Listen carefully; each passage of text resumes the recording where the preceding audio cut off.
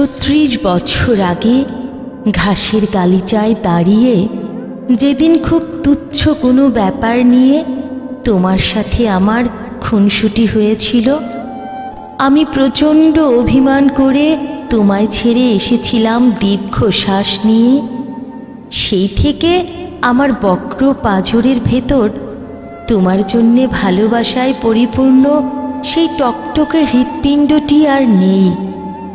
তুমি শত সহস্রবার পরীক্ষা করে দেখো, তোমার ভেতরে পাবে দুটি হৃৎপিণ্ড।